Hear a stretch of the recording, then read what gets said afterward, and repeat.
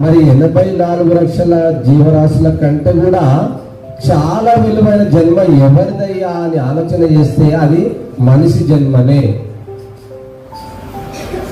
ఏదో నేను ఒట్టి దాన్ని మట్టి దాన్ని మనం ఇలా పోల్చుకుంటాం, కానీ మన జన్మ ఈ జన్మ రావాలి అంటే దేవుడు ఎంత కష్టపడితే మనం అందరం ఇక్కడ దాకా వచ్చినాం అన్నదే ఈరోజు మనం నేర్చుకోబోతున్నాం. ఎఫెసీయులకు రాసిన పత్రిక 2:10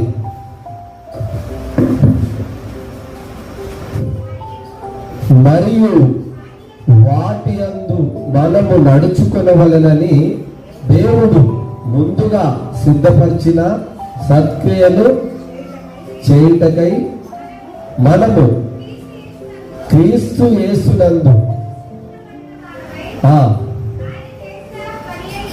చూసారా, మనమందరం కూడా దేవుడు ఏర్పాటు చేసుకొని మనందరం కూడా సృష్టించుకున్న మనమందరం కూడా ఒక పని అయి ఉన్నామంట. అంటే ఈ శరీరంతో దేవుణ్ణి మహిమపరచాలి, ఈ శరీరంతో దేవుణ్ణి ఘనపరచాలి అని ఆయన ముందుగా సిద్ధపరచుకున్నట. ముందుగా మనందరినీ కూడా సిద్ధపరచుకున్నాడు. నా పిల్లలు, కోట్ల మంది పిల్లల్ని ఈ భూమి పైన నేను కనబోతున్నాను. ఈ కోట్ల మంది పిల్లలు కనబోతున్నా కాబట్టి వీళ్ళందరూ కూడా ఏమవసరము? సూర్యుడు అవసరము, చంద్రుడు అవసరము, గాలి అవసరము, నక్షత్రాలు అవసరము, పువ్వులు అవసరము, కాయలు అవసరము. ప్రతిదీ కూడా తినే తిండి కూడా నీ కొరకు ముందుగా సిద్ధపరిచినట దేవుడు. అమ్మ అడుగుతే పెడుతుంది, కానీ దేవుడు ఏనాడైనా అడుగు పెట్టాడమ్మా? ఒక యాపిల్ పండు అడుగు పెట్టిండా? ఒక అరటి పండు అడుగు పెట్టిండా? ఈ మనం ఎన్నో పండ్లు ఉన్నాయి. ఒక మామిడి పండు ఏనాడైనా నా పిల్లలు అడిగినప్పుడు చూస్తే వస్తుంది అని గిటా పెట్టిండా? ఒక మామిడి పండు అయినా, ఒక యాపిల్ పండు అయినా నువ్వు అడగక ముందే నీ అక్కరలేమో నాకు తెలుసు అని దేవుడు ముందుగా సిద్ధపరిచి మన కొరకు ఇవన్నీ కూడా నా పిల్లలు ఇక వెళుతున్న భూమిపైకి. నా పిల్లలు వెళుతున్నారంటే నా పనుల్లో ఉంటారు. నా పనిలో ఉన్న నా పిల్లలకి ఏమవుతుంది? ఆకలి అవుతుంది, ఆహారం కావాలి, దాహం అవుతుంది, నీళ్లు కావాలి. మన పిల్లలకు కూడా పొద్దున లేవగానే స్నానం చేయించి మంచిగా స్కూల్ డ్రెస్ చేసి వాళ్ళకి చాలా చక్కగా టై కట్టి బెల్ట్ కట్టి ఒక టిఫిన్లో అమ్మ అన్నం పెడుతుంది, ఒక టిఫిన్లో మరి చారు కడుతుంది, ఒక బాటల్లో నీళ్ళు ఇస్తుంది. ఎందు గురించి ఇస్తుంది? నా పిల్లవాడు ఇదిగో బడికి వెళ్తాడు, అక్కడ స్కూల్లో చదువుకుంటాడు. చదువుకున్న సమయంలో ఏమవుతుంది? ఆకలి అవుతుంది కాబట్టి అమ్మ అన్నం పెట్టింది. నా కుమారుడికి చదువుకున్న టైంలో మరి దాహం అవుతుంది, ఇదిగో నీళ్ళు ఒక బాటలో పెట్టింది. అంటే తల్లి ప్రేమనే ఇంత విలువైంది. అయితే తల్లి నీ కొరకు చదువుకోవడానికి వెళుతున్న సమయంలో ఒక టిఫిన్లో అన్నం పెట్టి, ఒక బాటల్లో నీళ్లు పెట్టి నీకు పంపి అక్కడ చదువుకున్న సమయంలో నీకు ఆకలి అవుతుంది నా కుమారుడా, అక్కడ నువ్వు తినాలి అని ఆలోచిస్తున్న ఒక తల్లి ప్రేమ ఇలాంటిదైతే దేవుడు మన అంతకన్నా విలువైన ప్రేమ దేవుంది. అనాది కాలంలో మనం అందరం కూడా కావాలి అనుకున్నాడు కాబట్టి ఈ ప్రకృతిని అంతా ఒకవైపు తయారు చేస్తున్నాడు దేవుడు. నువ్వు నేను రాకముందే అన్ని కూడా తయారు చేస్తున్నాడు దేవుడు. ఆఖరికి నీకు తయారు చేసి ఈ భూమి పైన ఏమేమి అవసరమో, ఈ భూమి పైన నీకన్నా గొప్ప రాజు ఎవ్వరూ లేరు, నువ్వే గొప్ప రాజు, నువ్వే నా కుమారుడు అని అన్ని కూడా ప్రకృతిలో ఎన్నో జంతువులు కానీ, ఎన్నో పక్షులు కానీ, మరి సముద్రం కానీ, సముద్రంలో ఉంటున్న ప్రతి జీవులు, చేపలు ఎన్నో కూడా ఇవన్నీ కూడా నీ కొరకే దేవుడు ముందుగా సిద్ధం చేసిండట. అయితే సూర్యుడు గొప్పవాడా మనిషి గొప్పవాడా అని ఆలోచన చేస్తే ఎవరు గొప్పవారమ్మా? సూర్యుడు గొప్పవాడా మనిషి గొప్పవాడా అంటే ఏం చెప్తారు మీరు? చెప్పండి, ఏం చెప్తారు? మనిషి గొప్పవాడు. అసలు మనిషి గురించే సూర్యుడిని తయారు చేసిండు దేవుడు, చంద్రుణ్ణి మనిషి కొరకే తయారు చేసిండు. ఈ భూమి పైన ప్రతి ఒక్కటి కూడా దేవుడు తయారు చేసినంతా కూడా మంచి వస్తువులు అన్ని కూడా మనిషి కొరకే తయారు చేసిండు దేవుడు. మరి అవి గొప్పవి కావు, నీవే గొప్ప రాజువు. దేవుని తర్వాత ఎవరయ్యా తన స్వరూపమందు తన పోలిక చొప్పున దేవుడు నరులను యథార్థవంతులను పుట్టించినంటే ఎవరి కొరకు? దేవునంత స్థాయిలో మనము ఉండాలని దేవుడు నీ కొరకు నా కొరకు ఆలోచించి ఇవన్నీ ముందుగానే సిద్ధం చేసినట. ఎప్పుడు సిద్ధం చేసిండు అని ఆలోచన చేస్తే చూద్దాం ఒకసారి. ఎఫెసీయులకు రాసిన పత్రిక, అపొస్తలుడైన పౌలు ఎఫెసీయులకు రాసిన పత్రిక 1:4 చదవండి. ఆయన ప్రేమ ఆయన దయా సంకల్పం చొప్పున ఎప్పుడు తయారు చేసిండో మనందరినీ, ఎప్పుడు కావాలని మనల్ని కోరుకున్నాడు, మనకి ఎప్పుడు తయారు చేసిండు అని ఆలోచన చేస్తే అక్కడ రాసింది చదువు. ఎట్లనగా తాను ప్రియులందు ఉచితముగా తనకు అనుగ్రహించిన కృపామహిమకు కీర్తి కలుగునట్లు తన చిత్త ప్రకారమైన దయా సంకల్పం చొప్పున యేసుక్రీస్తు ద్వారా తనకు కుమారులుగా స్వీకరించుటకై మనలను ముందుగా తన కొరకు నిర్ణయించుకొని పరిశుద్ధులుగాను నిర్దోషులుగా ఉండవలనని జగత్తు పునాది వేయబడక ముందే ప్రేమ చేత క్రీస్తులో మనలను ఏర్పాటు చేసుకున్నాడు. చూసారా, మన కొరకు మనం రావాలని ఒక తల్లి 9 నెలలు గర్భంలో ఉండగానే చిన్నపిల్లవాడి గురించి ఆలోచన చేస్తుంది. కాబట్టి నువ్వు నేను రాక ముందే దేవుడు అన్ని కూడా సిద్ధపాటు చేసిండు. అది ఎప్పుడయ్యా అని ఆలోచన చేస్తే జగత్తు పునాది వేయబడక ముందే క్రీస్తులో మనందరినీ కూడా ఏర్పాటు చేసుకున్నాడు. మనమందరూ రావాలని జగత్తు పునాది వేయబడక ముందే అంటే ఈ జగత్తుకు పునాది వేసి 1500 కోట్ల సంవత్సరాలైందని శాస్త్రవేత్తలు చెప్తున్నారు. రోజు ఈ భూమి కింద ఉన్న ఇసుకను దాన్ని పరిశీలన చేస్తే 1500 కోట్ల సంవత్సరాలు అయితే అయిందని చెప్తున్నాం. మరి నువ్వు నేను రాక ముందు, అంతకంటే ముందు జగత్తు పునాది వేయబడక ముందే మనలను కావాలని అనుకున్నాడు, తన పోలికలో చెయ్యాలి అనుకున్నాడు. కాబట్టే వాళ్ళందరం కూడా ఇక్కడ వచ్చిన. మీరు మనమందరం కూడా రాకముందు ఎక్కడ ఉన్నామంటే, నేను ఇక్కడ రాకముందు ఎక్కడున్నామా? మా ఇంటి దగ్గర ఉన్నా. అయితే మనం అందరం కూడా భూమిపైకి రాకముందు, ఈ కోట్ల మంది ప్రజలందరూ రాకముందు ఎక్కడ ఉన్నారయ్యా అని ఆలోచన చేస్తే ఆదాములో ఉన్నాం మనమందరం. అయితే వచ్చేటప్పుడు నేను ఒక నీళ్ళ బాటల్ కొనుక్కొని వచ్చినండి. ఈ నీళ్ళ బాటల్ రిలయన్స్ లో కొనుక్కున్నా.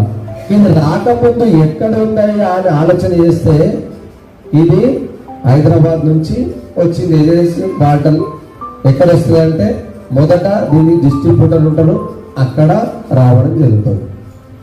అక్కడికి వెళ్ళి నేను ఇక్కడ కొనుక్కొని వచ్చాను ఈ బాటిల్. ఇది అసలు ఎక్కడ తయారయ్యింది అని ఆలోచన చేస్తే ఇది కంపెనీలో తయారైంది. ఎప్పుడు తయారైంది? దీని మీద ఒక డేట్ ఉంటుంది, ఆ డేట్ ప్రకారం అప్పుడు తయారైంది.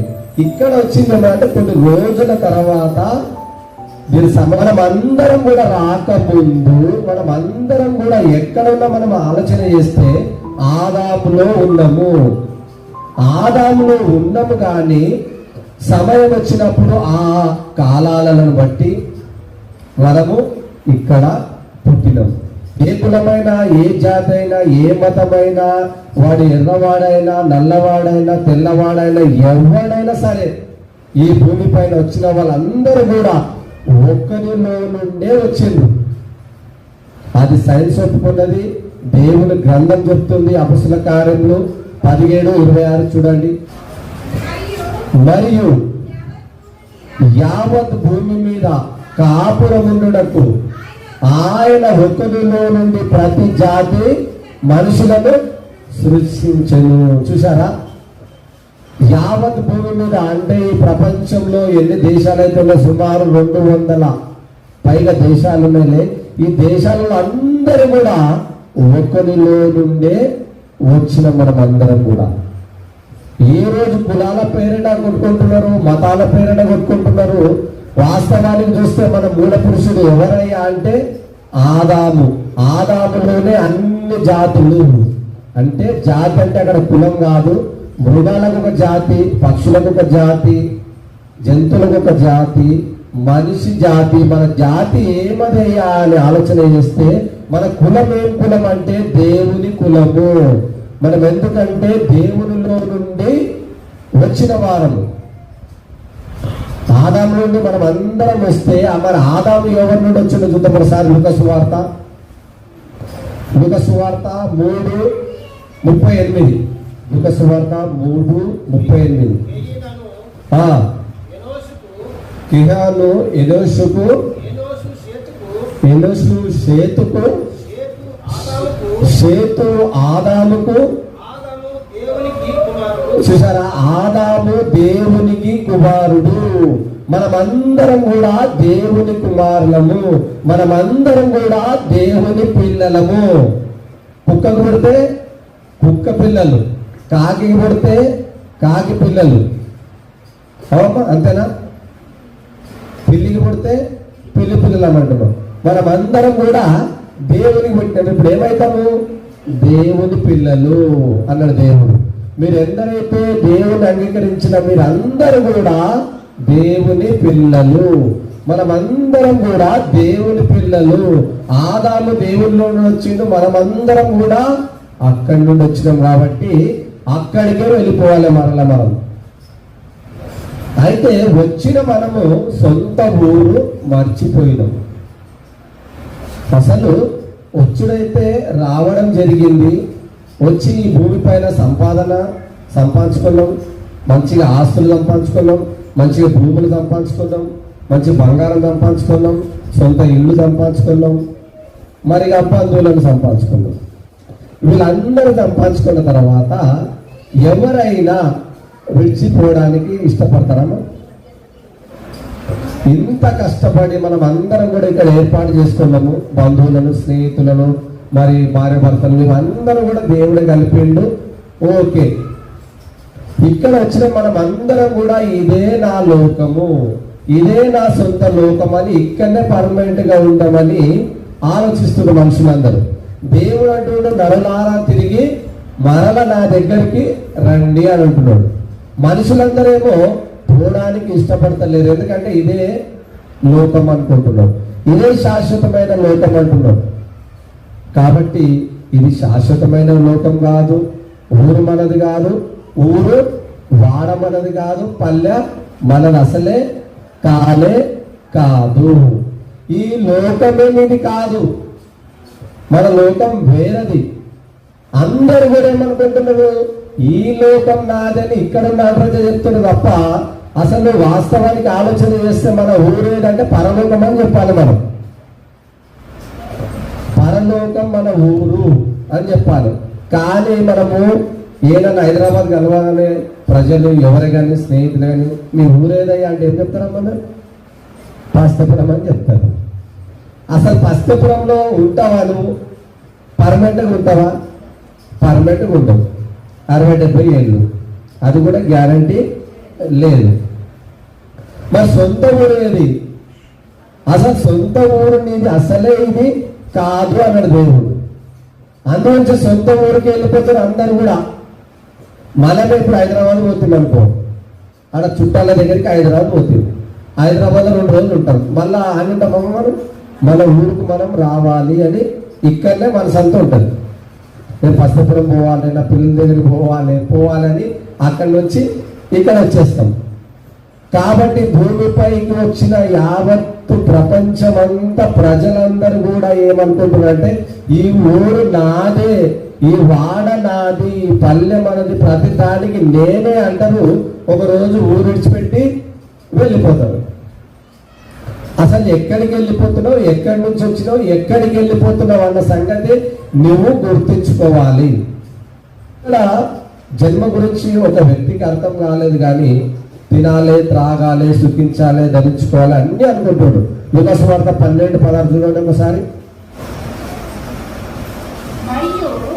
మరియు ఆయన వారితో ఈ ఉపమానం చెప్పాను.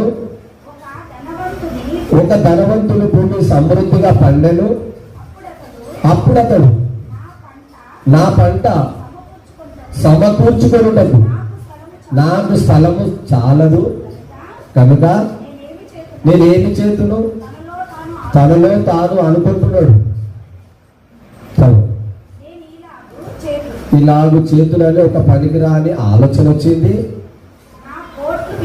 నా కోటలు విప్పి వాటికంటే గొప్ప కోటలు కట్టించు. అయితే మరియు ఆయన ఈ ఉపమానం చెప్పాను. ఒక ధనవంతుడు భూమి సమృద్ధిగా పండిందంట. మరి ఎప్పుడు లేని వర్షాలు పడి ఉండొచ్చు, ఆ సంవత్సరం బాగా పంట పండి ఉండొచ్చు. బాగా అంటే 100 అంతలు పంట పండుండొచ్చు. మరి అప్పుడే దేవునికి వందనాలు చెల్లించాలి. వాస్తవాన్ని చూస్తే ఎప్పుడు లేని పంట ఇంతగానో ఇచ్చిండు దేవుడు అని దేవుడికి వందనాలు చెల్లించాలి. పంట కాడికి పోయిండు, పొలం చూసిండు, బాగా పంట పండింది. పంట పండడానికి మరి చాలా పెద్ద పెద్ద గోదాములు కావాలి కాబట్టి పెద్ద పెద్దవి కట్టించాలి అనుకున్నాడు. ఇంకా అనుకున్నాడు అంతే. పొలం దగ్గరికి పోయిండు, పొలం చూసిండు, ఇదంతా కూడా ఇక నాదే, తినుము, త్రాగుము, సుఖించుము, సంతోషించుమని తనలో తాను అనుకుంటున్నాడు. అనుకుంటున్న సమయంలో మరి దేవుడు అంటున్నాడు, ఎర్రివాడ ఈ రాత్రి నీ ప్రాణాన్ని అడుగుచున్నాను, నీ సంపాదనంతా ఎవరి పాలవుతుంది అన్నాడు. వాస్తవానికి ధనవంతుడు పంట దగ్గరికి ఇంకా పోలేడు, ఆ ధాన్యాన్ని పనులను పెట్టి కోల్చలేడు, మరి బండల్లా ఎక్కించలేడు, తెచ్చి గోదాంలో కూడా కట్టలేడు. ఆ పంటను చూసి మురిసిపోయిండు. ఆ పంటను చూసి కళ్ళు నెత్తికెక్కిన ఏది కనిపిస్తలేదు. తినుము, త్రాగుము, సుఖించుము అని అనుకున్నాడు. ఎర్రివాడ ఈ రాత్రి నీ ప్రాణాన్ని నేను అడుగుచున్నా, నీ సంపాదన అంతా ఎక్కడ పోతుంది? మనం సంపాదించిన సంపాదన అంతా కూడా ఎక్కడ పోతుంది? సంపాదించిన కోట్ల రూపాయలు రేపు హార్ట్ అటాక్ వచ్చింది అనుకో, చనిపోతుంది. ఏం చేస్తామండి అప్పంతా? ఏ దవకాళ్ళ పాలు, రాజుల సొమ్ము రాళ్ళ పాలైందంట. రాజుల పిల్లలు అనుభవించాలి వాస్తవాన్ని చూస్తే. కానీ రాజుల పిల్లలు ఎక్కడెక్కడో ధనం సంపాదించారు, వాళ్ళు చనిపోయారు, అది గవర్నమెంట్ పాలైపోయింది. కాబట్టి మనము కూడా భూమి మీద ధనాన్ని ఎంతవరకు సంపాదించుకోవాలో అంతవరకే సంపాదించుకోవాలి. మిగతాదంతా దేవుని విషయంలో, దేవుని సేవకుని, దేవుని పరిచర్యలో, సువార్త విషయంలో ఖర్చు పెడితే మీ అంత ధన్యులు మరి ఎవ్వరు లేరు. పరలోకమందు మీ పేర్లు రాయబడతాయి. కాబట్టి మనిషి జన్మ చాలా విలువైన జన్మ. ఈ విలువైన జన్మలో మనం అందరం కూడా పుట్టినము. ఈ పుట్టిన మనం అనుకుంటున్నాం పాపలుగా పుట్టించింది దేవుడు, పాపం చేస్తున్నాం, పాపలుగా మారిపోయినాం, మన పుట్టుకనే పాపం, మనం పాపం చేస్తూనే ఉంటాం అని లేనిపోని మాటలు ముందు తరాల్లో కూడా బోధించింది. అసలు దేవుడు ఎలా పుట్టించిండు మనం ఆలోచన చేస్తే చాలా యథార్థవంతులుగా పుట్టించిండు. చూద్దాం ఒకసారి. ప్రసంగి 7:29. ప్రసంగి 7:29లో దేవుడు నరులను ఎలా పుట్టించిండు, జగత్తు పునాది వేయబడక ముందే ఆయన దయా సంకల్పం చొప్పున ఎలా కన్నాడు తన పిల్లల్ని మనం ఆలోచన చేస్తే అక్కడ ఉంది. ఇది ఒకటి మాత్రమును నేను కనుగొంటిని, ఏమనగా దేవుడు నరులను యథార్థవంతులుగా పుట్టించను. చూసారా, దేవుడు నరులను యథార్థవంతులుగా పుట్టించిందంటే చాలా యథార్థంగా పరిశుద్ధంగానే పుట్టించింది. కానీ ఇక్కడ ఏముంది? కానీ వారు వివిధమైన తంత్రములను కల్పించుకొని ఉన్నారు. చూసారా, దేవుడేమో నరులను యథార్థవంతులుగా పుట్టిస్తే, ఆదమవ్వలను యథార్థవంతులుగా పుట్టిస్తే, దుష్టుడొచ్చి వాళ్ళకు ఆశ చూపించి పాపులుగా మార్చేసిండు. ఇది నిజమా అని అన్నాడు. దేవుడు చెప్పింది ఏమన్నా అబద్ధం ఉంటుందా? సత్యం చెప్తాడు కదా. ఇది నిజమా అనగానే అవ్వ పడిపోయింది, ఆ తర్వాత ఆదాము పడిపోయింది.